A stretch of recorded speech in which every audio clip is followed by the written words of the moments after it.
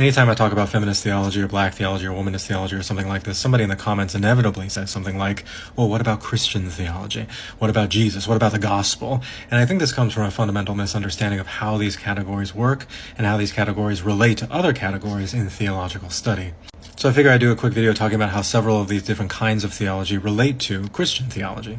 So let's start at the top and zoom out as far as possible and talk about theology in very general terms. Theology in general is God talk, or discourse about God, or when we're talking about academic study, the study of the nature of God and God's relationship to the world.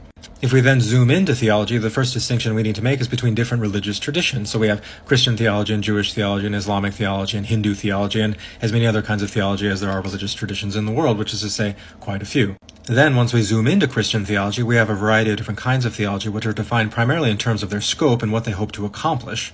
And this is where we're going to get categories like systematic theology, dogmatic theology, biblical theology, historical theology, constructive theology, contextual theology, pastoral theology, practical theology, and public theology.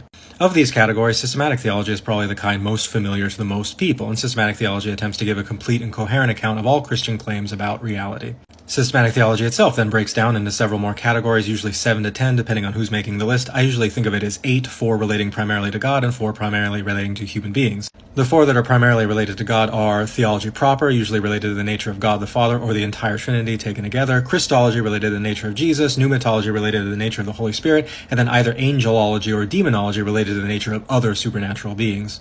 Then the 4 that have more to do with human beings are what's called theological anthropology, talking about the nature of human beings and how we relate to God, ecclesiology, the nature of the church, soteriology, the nature of salvation, and then eschatology, the nature of the end times, how all of this is going to work out.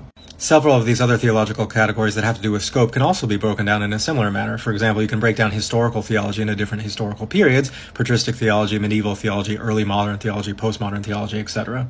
But the theological category that we're most interested in for this video is contextual theology, which defines a scope of theological practice that relates to a specific community's social and historical experience. And it's in this category of contextual theology that you'll find things like feminist theology, black theology, Latin American liberation theology, womanist theology, mujerista theology, Asian and Asian American theology, Native American theology, queer theology, etc.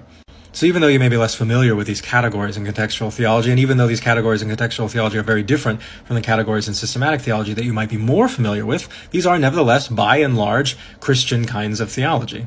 So feminist theology, black theology, womanist theology, these are all, by and large, as Christian as all these other kinds of Christian theology that I've talked about. And they are as much about Jesus, as much about the New Testament, as much about the gospel as any of these other categories of Christian theology.